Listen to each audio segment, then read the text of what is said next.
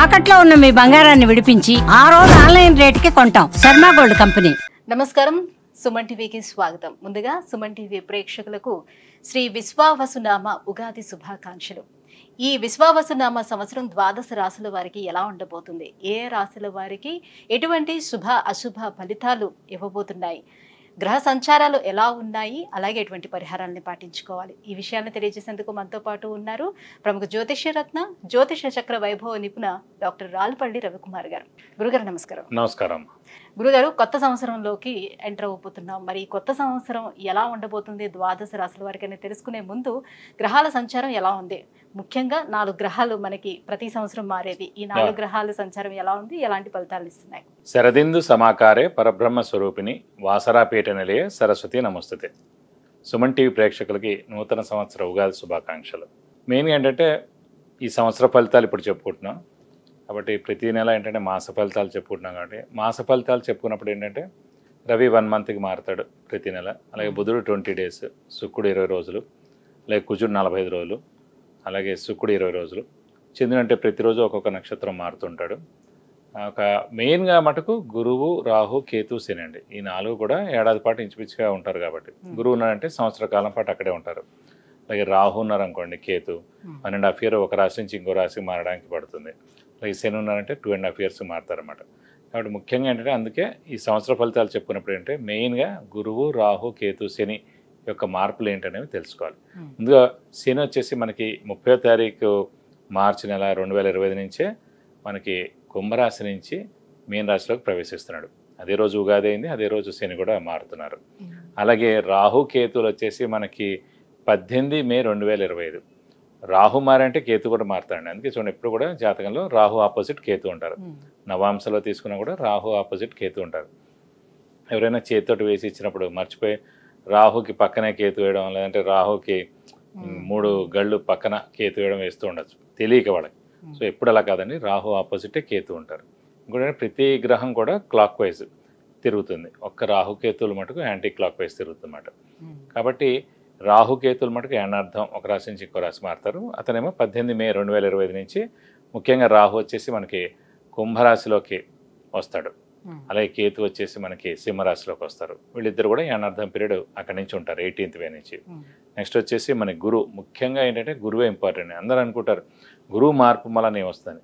గురువు ఏ రోజైతే మారుతాడో ఆ రోజే పుష్కరాలు స్టార్ట్ అవుతాయండి. ఇదే రూల్ అనమాట. సాధారణంగా గురువు ఏ రాశి నుంచి ఏ రాశి మారుతాడు మనం అనుకుంటుంటాం. మన జాతకం చెప్పినప్పుడు కూడా మన రాశి నుంచి 2వ స్థానంలో, 5వ స్థానంలో, 7వ స్థానంలో, 9వ స్థానంలో, లాభస్థానంలో గురువు ఉన్నప్పుడు మన శుభ ఫలితాలు చెప్తుంటాం కదా. సో అందరూ అనుకుంటుంటారు అబ్బాయి ఎప్పుడు మన రాశి నుంచి 2nd హౌస్ వస్తుంది, ఎప్పుడు మన రాశి నుంచి 5th, 7th, 9th, 11th వస్తుంది. సో వాళ్ళకి ఒకటే నమ్మకం ఏంటంటే ఈ రోజైతే పుష్కరాలు స్టార్ట్ అవుతాయో ఆ రోజు గురువు ఒక రాశి నుంచి ఇంకో రాశిలోకి మారుతున్నట్టు మనం ఈజీగా గుర్తించవచ్చు. ఇంకోటి అంటే ముఖ్యంగా చాలామందికి అంటే ఇప్పుడు కొంతమందికి వివాహం కాని వారు ఉంటారు, సంతానం లేని వారు ఉంటారు, ఉన్నత చదువు గురించి వెళ్ళిన వాళ్ళు ఉంటారు, అలాగే ఫారెన్ విజిట్స్ కానీ, ట్రావెల్స్ కానీ, అంటే అసైన్మెంట్స్ కానీ గురించి వెళ్తారు, కొత్త జాబ్ గురించి, ప్రమోషన్స్ గురించి, అలాగే సంతానం, గృహం, వాహనం ఇవన్నీ కూడా మనం చెప్పుకోవాలంటే కనుక గురువు యొక్క మార్పుతోటే చెప్పాలన్నమాట. కొన్ని రాష్ట్రాల వాళ్ళకి లాస్ట్ 2 ఏళ్ళు లేదనుకోండి, ఈ ఏడాది ఉంటుంది అంటే ఆ ఏడాది వాళ్ళకి 2వ స్థానం కానీ, 5వ స్థానం కానీ, 7వ స్థానం కానీ, 9 కానీ, 11లోకి వచ్చినప్పుడు ఆ సంవత్సర కాలం పాటు. ఓవరాల్ గా అంటే ఈ 4 గ్రహాల మార్పుతోటి దేశవ్యాప్తంగా ఎటువంటి మార్పులు చోటు చేసుకునే అవకాశం ఉంటుంది? ఆర్థిక పరంగా కానివ్వండి, అంటే ఆర్థిక పరంగా ఇవన్నీ కూడా ఎక్సలెంట్గా ఉంటుంది. ఎందుకంటే బుధుడు మెయిన్ వ్యాపార కారకుడు ఎవరికైనా సరే. ఆర్థికానికేమో బుధుడు అవుతాడు, అలాగే గురువు కూడా అవుతాడు. గురువు వచ్చేసి మనకి సంచారం మిథున రాశిలోకి వస్తున్నాడు. మిథున రాశి అధిపతి బుధుడు అండి. సో ఎప్పుడైతే మిథున రాశి అధిపతి బుధుడిని ఈ గురువు కలుస్తాడో అంటే ఆ మిథున రాశిలోకి వచ్చే సంవత్సర కాలం పాటు ఉంటాడో సో వ్యాపార అభివృద్ధి ఉంటుంది, దేశాభివృద్ధి ఉంటుంది, అన్ని విధాలు కూడా చాలా బాగుంటుంది. ప్లస్ చాలామంది అంటే ఇంకా వ్యాపారం విపరీతంగా పెరుగుతుంది, ఎక్స్పోర్ట్ కానివ్వండి ఇవన్నీ కూడా విపరీతంగా పెరుగుతాయి అనమాట. వాతావరణ పరిస్థితుల్లో ఎటువంటి మార్పులు? వాతావరణం కూడా చాలా బాగుంటుందండి. ఎందుకంటే శని కూడా మనకి గురువు స్థానం అయిన మీన రాశిలోకి వస్తున్నాడు. ఇంకోటి ఏంటంటే ఆధ్యాత్మిక కారకుడు శని, గురువు, కేతు కూడా అండి.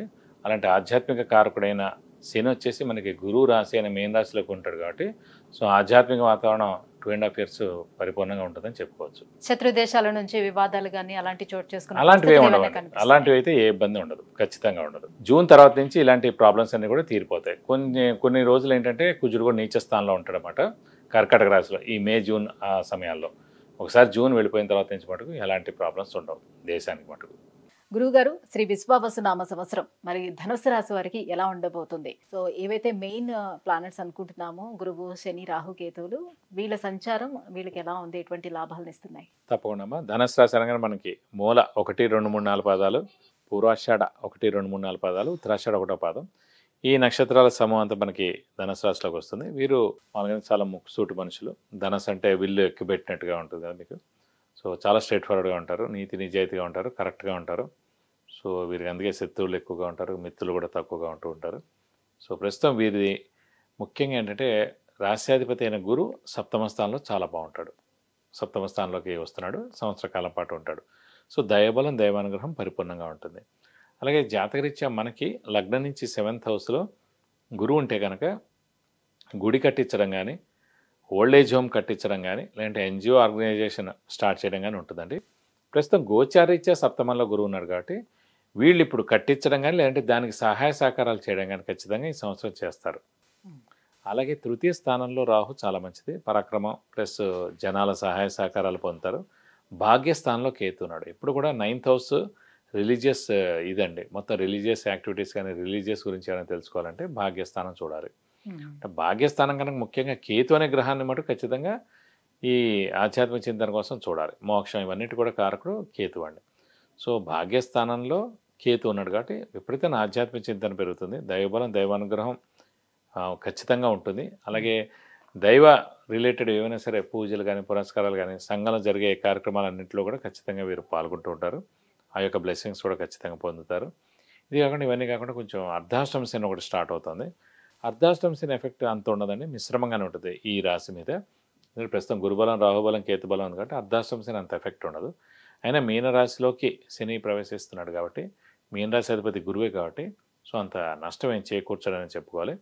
స్థానచలనం ఉంటుంది ఈ సమయంలో. ఇల్లు మార్పు కానీ, ఉద్యోగ మార్పు కానీ, లేదంటే ట్రాన్స్ఫర్ అవ్వడం కానీ, లేదంటే వేరే ఊళ్ళో జాబ్ రావడం కానీ, మొత్తానికి ఫారెన్ వెళ్ళడం కానీ, ఉద్యోగరీత్యా ఇవన్నీ జరిగేందుకు అవకాశాలు ఎక్కువగా ఉన్నాయి. గురుగారు, మరి సప్తమ స్థానంలో గురువు ఉన్నాడు కాబట్టి భాగస్వామి వ్యాపారాలు చేసేవాళ్ళు కానీ, మామూలుగా కొత్త వ్యాపారాలు ప్రారంభించాలనుకునే వాళ్ళకి ఎలా ఉంటుంది? తప్పకుండా ముఖ్యంగా అంటే సప్తమ స్థానంలో గురువు ఉన్నందుకు వ్యాపారం చాలా బాగుంటుంది. ఎందుకంటే గురువు ధనకారకుడు కూడా అయ్యాడు కాబట్టి. అలాగే సప్తమం పార్ట్నర్షిప్ కూడా అన్నమాట. సో పార్ట్నర్షిప్ చేసేవాళ్ళు కూడా చాలా బాగుంటుంది, ఇండివిజువల్ చేసేవాళ్ళు కూడా బాగుంటుంది. ఎక్స్పాన్షన్కి వెళ్ళచ్చు, లేదంటే కనుక కొత్త వ్యాపారం కూడా స్టార్ట్ చేయొచ్చు. ధనకారకుడైన గురువు సప్తమంలో చాలా బాగున్నాడు కాబట్టి విపరీతమైన ధనయోగం కూడా ఉంది కాబట్టి వ్యాపారస్తుల మటుకు పట్టింది అలా బంగారం అని చెప్పుకోవచ్చు. ఇక సంతాన ప్రయత్నాలు అలాగే వివాహ ప్రయత్నాలు ఫలిస్తాయా? వివాహ విషయంలో చూసినా కూడా సప్తమ స్థానాన్ని చూస్తాం మనం. అంటే సప్తమం అంటే భర్త లేదా భార్య జాతకరీత్యా. బట్ అదే సప్తమ స్థానంలో గురువు ఉన్నాడు కాబట్టి ఖచ్చితంగా అవివాహితులకి వివాహం ఎందుకు అవకాశాలు ఎక్కువగా ఉన్నాయి. అలాగే సంతాన కారకుడు కూడా గురువు అండి ఎవరికైనా సరే. అలాంటి కారకత్వమైన గురువే సప్తమ స్థానంలో చాలా బాగున్నాడు కాబట్టి సంతానం లేని వారు ఖచ్చితంగా సంతానం కలిగేందుకు అవకాశాలు 100% ఉన్నాయి. సప్తమ స్థానంలో గురువు ఉన్నాడు కాబట్టి వ్యాపారస్తులకి బాగుంటుందని అన్నారు. మరి ఉద్యోగస్తుల పరిస్థితి ఏంటి? వాళ్ళకి ఎలా ఉంటుంది? ఉద్యోగస్తులు కూడా పర్లేదండి. ఎందుకంటే ఉద్యోగస్తులకైనా గురుబలం ఇంపార్టెంట్ అన్నమాట. శని బలం అంత ఉన్నా లేకపోయినా గురుబలం చాలా ఇంపార్టెంట్. సో గురుబలం అనేది ఖచ్చితంగా ఉంది కాబట్టి నిరుద్యోగులకు ఉద్యోగం రావడం, ఉద్యోగస్తులకి ప్రమోషన్స్, ఎంఎన్ఫై రావడం ఇవన్నీ కూడా ఉన్నాయి కాబట్టి ఖచ్చితంగా ఉద్యోగస్తులు బాగుంటుంది. కానీ అర్ధాష్టమ శని నడుస్తున్నందుకు స్థానచలనం మటుకు తప్పదు. ఇల్లు మార్పు కానీ, ఉద్యోగ మార్పు కానీ ఖచ్చితంగా ఉండేందుకు అవకాశం ఉంది. అంటే గృహయోగం కూడా ఉంటుందంటారా? స్థానచలనం ఉంటుందంటే అంటే స్థానచలనం అంటే గృహయోగం కాదండి, ఇల్లు మార్పే ఉంటుంది అంతే. అంటే వేరే ఊరు ట్రాన్స్ఫర్ అవడం కానీ, లేదంటే సెక్షన్ మారడం కానీ, లేకపోతే ఇక్కడ నుంచి వేరే డిపార్ట్మెంట్ మారడం కానీ లాంటిదే జరగదు, మారదు. అందుకే ఇల్లు మార్పు కానీ, ఉద్యోగ మార్పు కానీ, ఉద్యోగంలో డిపార్ట్మెంట్ మార్పు కానీ ఉండేందుకు అవకాశం ఉంది. మరి ఇంకా ఎటువంటి పరిహారాన్ని పాటించుకోవాలి? ఎందుకంటే గురువు అనుకూలంగా ఉన్నాడు, రాహుకేతువులు అనుకూలంగా ఉన్నారు. ఎటొచ్చి మనం చూసుకుంటే అర్ధాష్టమ శని ఒకటే ఉంది. మరి శని అనుగ్రహానికి ఎటువంటి పూజలు చేసుకోవాలి? సో శని అనుగ్రహం కోసం ఖచ్చితంగా ప్రతి శనివారం ఉపవాసం ఉండడం, అలాగే ఆంజనేయ స్వామి, వెంకటేశ్వర స్వామిని ఎక్కువగా ఆరాధిస్తే సరిపోతుందండి. ఇంకొకటి వీలైతే ఒక శనివారం రోజున రక్తదానం చేస్తే కూడా చాలా మంచిది. ఎందుకంటే అర్ధాష్టమ శని నడుస్తుంది కాబట్టి రక్తదానం చేస్తే కనుక దోషం అలాంటిది ఉన్నా కూడా అంతా కూడా తొలగిపోతుంది. సో అప్పుడు మీకు అన్ని విధాలా మంచి చేకూరుతుంది. విద్య, ఉద్యోగం, వివాహం, విదేశీయానం, ఆరోగ్యం అలాగే ఐశ్వర్యం వీటన్నిటి గురించి తెలుసుకోవాలంటే కింద స్క్రోల్ అవుతున్నటువంటి నెంబర్లకి కాల్ చేసి గురువుగారి అపాయింట్మెంట్ పొందవచ్చు. గురుగారు, ధనుసు రాశి వారికి ఈ సంవత్సరం ఎలా ఉండబోతుంది? ఎటువంటి పరిహారాన్ని పాటించుకుంటే ఇంకా బాగుంటుంది? ఈ విషయాన్ని తెలియజేసినందుకు ధన్యవాదాలు. నమస్కారం.